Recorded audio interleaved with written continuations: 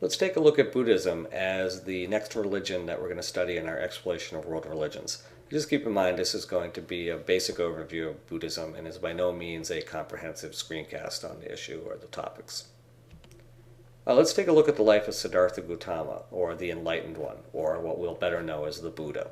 He was born in 560 BC in Nepal, so he was a real person. Now, originally he was a Hindu, so he was born a Hindu, and so he believed in reincarnation and karma, as most Hindus did. However, he rejected the caste system, the need for priests, and the existence of any gods. And in fact, in his own life, he never claimed to be a god, and he encouraged his followers not to worship him. Okay, so he considered himself to be an ordinary man. Eventually, he will become the Buddha or the Enlightened One. Now, Buddhism then spread to other parts of South, Southeast, and East Asia. Okay, so what we should take a look at then are the basic understandings of Buddhism, and they are wrapped up in what we'll call the Four Noble Truths. First of all, the first noble truth is that suffering is universal. Everyone suffers from pain, sickness, and death. Okay, the next noble truth is that the cause of suffering is desire. So there may be things that we desire that we can't have, and as a result we suffer. So for instance, material wealth might be one of the things. Or maybe long life. People want to live forever, but they're not able to. They're not able to retain their youth. So if you continue to want things that you can't have, that really just makes you suffer. You sort of get bummed out that you didn't have it, and as a result, you suffer. Okay, the third noble truth is that the only way to end suffering is to crush desire. Right, so you need to get rid of your desires for things that you can't get or you will never have. So this is an attempt where you want to try to achieve nirvana. And nirvana is the condition of wanting nothing. If you can achieve a state of nirvana and you no longer desire anything, then you won't suffer when you don't get the things that you always want, but you don't get. All right, the fourth noble truth then is that the way to end desire is to follow the Noble Eightfold Path. And the Noble Eightfold Path is a guide to right conduct. So for instance, you may remember that Judaism and Christianity both have the Ten Commandments. Islam has the Five Pillars of Islam. And in this case, Buddhism has the Noble Eightfold Path. Now here's an example of what we call the Dharma wheel. Whenever we see this sort of symbol or this wheel shape in Buddhist imagery, what you'll notice is there's always 8 spokes. The 8 spokes are a reflection of the Noble Eightfold Path. So let's take a look at what the Noble Eightfold Path actually is. Right understanding, right awareness, right speech, right action, right livelihood, right effort, right thought, and right concentration. And you can sort of sum this up as sort of doing the right thing.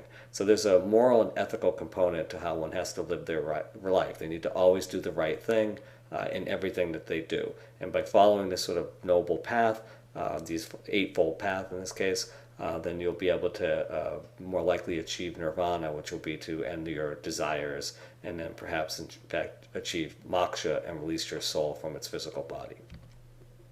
So again, what is nirvana? It's release from selfishness and pain.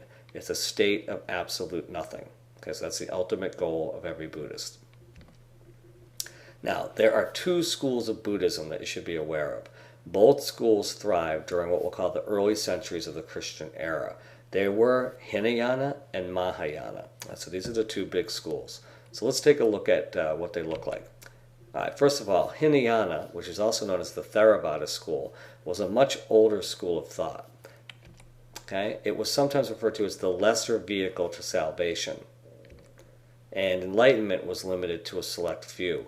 This is something to keep in mind. This is more of the original teachings of Buddhism, where Buddha was not worshipped as a god. Again, you'd have to dedicate yourself to the belief system, perhaps maybe even become a priest to some degree or a monk. But again, not many people would be able to achieve enlightenment. That's why it's referred to sometimes as the lesser vehicle. Now, it would dominate places like southern India, Sri Lanka, and eventually parts of Southeast Asia. And here's a pretty good map that gives you an idea. These darkened in areas are the areas where Hinayana Buddhism actually spread to. You may note there isn't any Buddhism highlighted in India. Buddhism didn't last in India. It was eventually displaced again by Hinduism. Again, most people in India today are Hindu, and there's very few Buddhists in India. Now, there's also the other school of thought, which is known as the Mahayana school.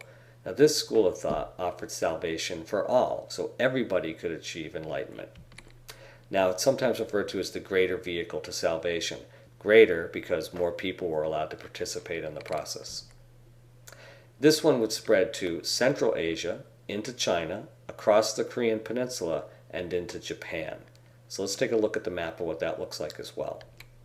And here you can see these darker areas are the areas where that Mahayana Buddhism spread to.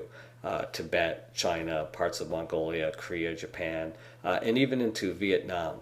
And so again, this is the type of Buddhism that most people are familiar with when we think about statues of Buddha and people that actually pray to the Buddha as a deity. It's generally the Mahayana school of thought. And again, it's mostly found in what we would call East Asia today.